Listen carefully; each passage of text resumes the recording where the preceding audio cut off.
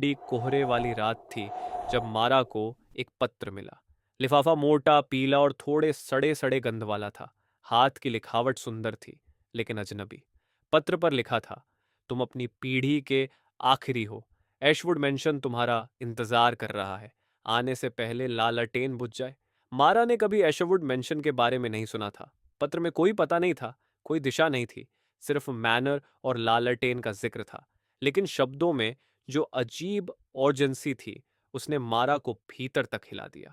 उस रात बेचैन होकर उसने एक बैग पैक किया और उस सड़क की ओर चल पड़ी जो शायद उसने किसी पुराने फोटो में देखी थी। कोहरा इतना गाढ़ा था कि अचानक ही मैनर की परछाई सामने आ गई। उसकी ऊंची मीनारें चांदनी में जैसे आकाश को खरोंच रही हो। खिड़कियां अंधेरी थी, जैसे खाली आंखें। जैसे ही वह नजदीक गई, दरवाजा अपने आप चरमराया और खुल गया। अंदर हॉल विशाल और धूल से भरा था। एक बड़ा झूमर ऊपर लटका था। इसके क्रिस्टल फीके और टूटे हुए थे। पत्र में लालटेन का जिक्र था, लेकिन कोई लालटेन दिखाई नहीं दे रहा था। सीढ़ियों से एक फुसफुसाहट आई, लालटेन, इससे पहले कि वह बुझ जाए। मारा का दिल तेजी से धड़कने लगा। वह सीढ़ियों से ऊपर चली, हर कदम पर लकड़ी की चरमराहट। ऊपर का हॉल तस्वीरों से भरा था। अजीब तरह की तस्वीरें। किसी को भी मारा नहीं पहचानती थी, लेकिन उनकी आंखें उसे हर जगह फॉलो कर रही थीं। कुछ हल्की मुस्कान दे रहे थे, लेकिन कुछ आंखों से अंधेरा टपक रहा था। हॉल के अंत में एक कमरा था। एक आवाज सिसकती हुई और पास से, चलाओ, वरना उनके साथ हो जाओगी। उसके हाथ कांप रहे थे, लेकिन उसने लालटेन के पास रखे माचिस की तीलियां खोज निकाली। जब उसने माचिस जलाई तो लौ ने कमरे का दृश्य दिखाया। कमरा दर्पणों से भरा था, लेकिन वह अपने प्रतिबिंब नहीं देख रही थी।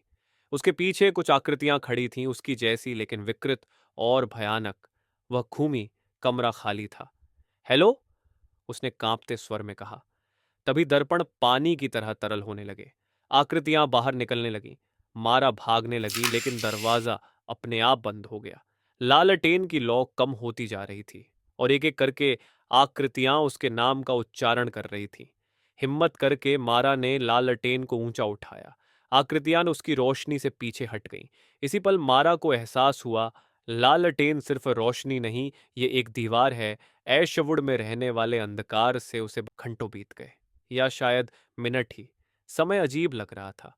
फुसफुसाहटें अब चीख में बदल गई थीं। उसके हाथ जल रहे थे, लेकिन उसने लालटेन नहीं छोड़ी। अंततः सुबह की पहली किरणें खिड़कियों से अंदर आईं। आकृतियां चिल्लाती हुई गायब हो गईं। मारा जमीन पर गिर पड़ी, सांस रोकते हुए लालटेन की स्थिर लौ पर नजर गड़ाए। उस सुबह मारा ने ऐशवुड मेंशन छोड़ दिया, कभी पीछे मुड़े बिना। लेकिन कभी कभी जब कोहरा आता है और परछाइयां लंबी हो जाती हैं, उसे लगता है कि कोई फुसफुसाहट सुनाई देती है उसे वापस बुलाने की। और जब लालटेन आखिरकार बुझ जाएगी, ऐशवुड उसका इंतजार कर रहा होगा।